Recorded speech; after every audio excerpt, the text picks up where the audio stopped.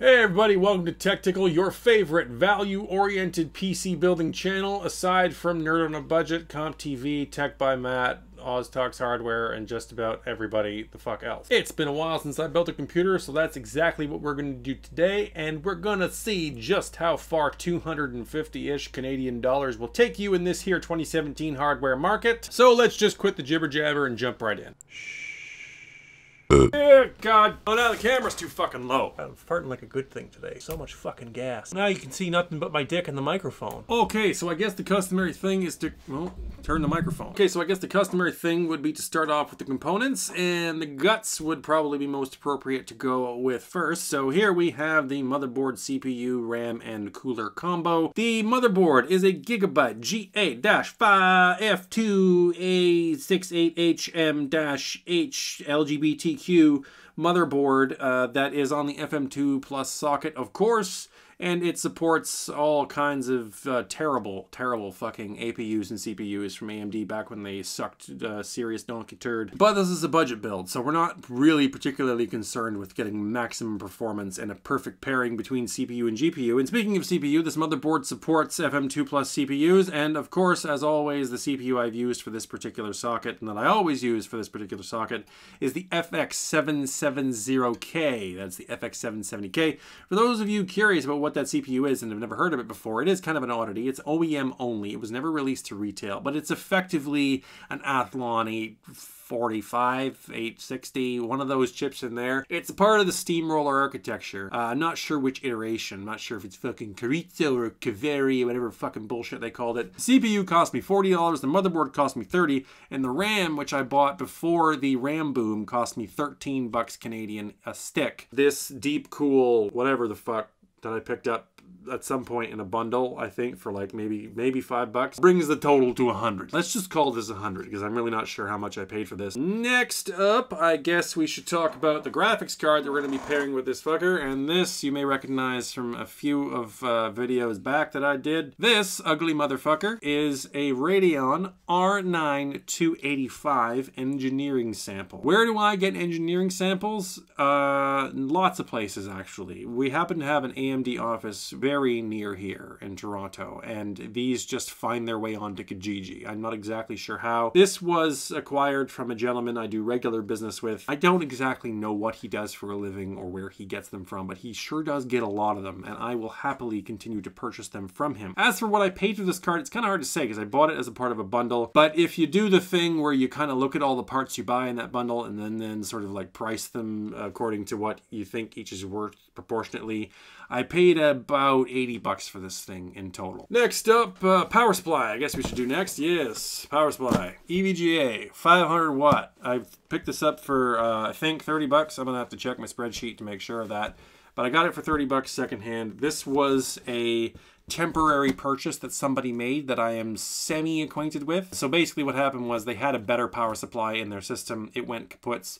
They decided to RMA that, of course, as you would, and they didn't want to be without a computer in the meantime, so they just picked this up, I guess, for some nominal amount of money at a computer store with the intention of reselling it once they got their RMA replacement, which is exactly what they did, and I ended up saving a few bucks, obviously getting this off them instead of buying it myself at retail. Should do us?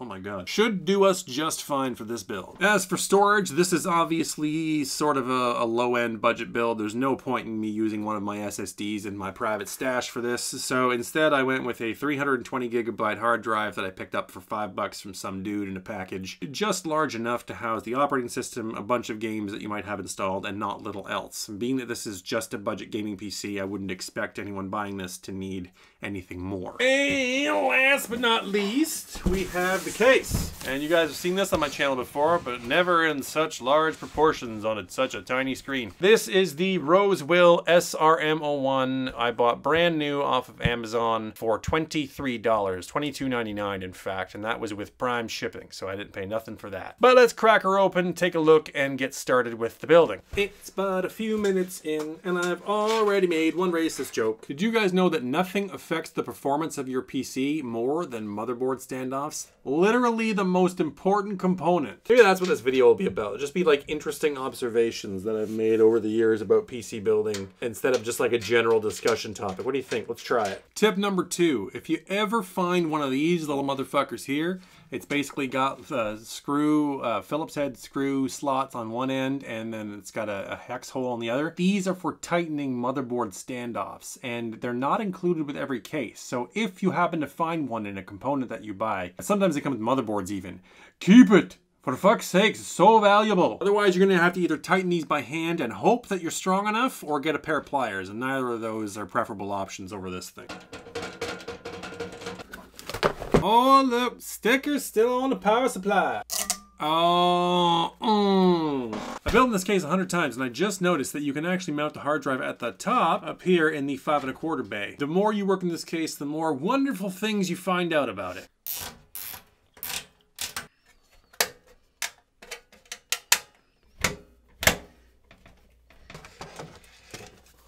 All right, let's tilt that shit up so you guys can see it. That is probably one of the most hassle-free builds I've ever put together. Now let's plug it in and see if we can bench it. Ah, fuck. Okay, couple of things. Number 1, I had to swap out the CPU, so I got the same one from the same supplier, and the new one's working fine, no big deal. Secondly, I decided to go with the GTX 760 instead of the R9 285 that I had. 285 is a little bit stronger of a graphics card, and considering the CPU is probably going to serve as a bottleneck for just about anything we put in it, I decided I'd go for the weakest and cheapest card I had lying around, and I didn't even realize I still had a 760 in stock, so put that instead. Anyhow, let's roll the benchmarks.